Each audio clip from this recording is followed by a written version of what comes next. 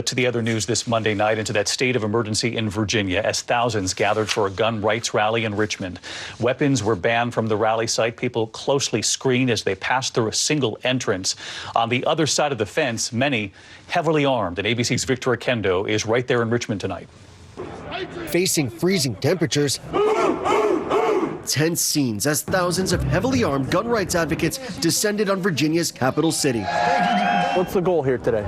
Send a message. The Richmond Rally is a yearly event held by a local gun rights group and usually uneventful. But tonight, Second Amendment groups around the country are using it as a rallying point against what they see as a national erosion of gun rights.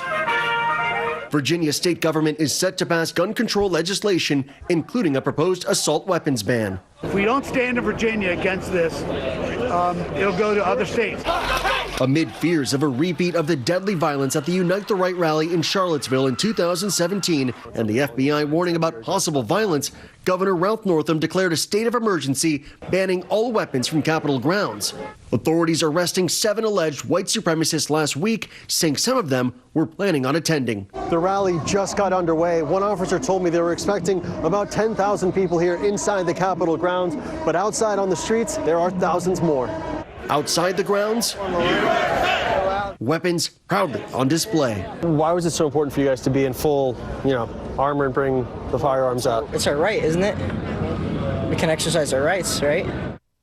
I know there was a lot of concern going into this. Victor with us live from Richmond, but police telling you tonight just one arrest, Victor.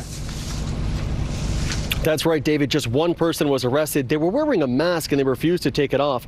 Part of the reason we saw a few confrontations, security was tight and there were hardly any counter-protesters out here. One law enforcement source says there were more than 20,000 people at this rally. The state of emergency is in place tomorrow. David? Victor Oquendo tonight. Victor, thank you. And now to the deadly shooting in Kansas City just hours after the Chiefs won, advancing to the Super Bowl. Police say a gunman opened fire on a line of people celebrating the win. Here's ABC's Alex Perez. Tonight, chaos in Kansas City. This is the terrifying moment deadly gunfire erupted outside a busy club filled with fans celebrating the Chiefs making it to the Super Bowl. It was a very intense scene. The aftermath captured on cell phone video. Bro, are you hit? You can see people running to safety and carrying others out of harm's way. They've had a massive shooting, multiple victims. Investigators say it was about 11:27 p.m. Shortly after some sort of disturbance or argument inside the club, the suspect opened fire outside, aiming at the group of people waiting to enter the club.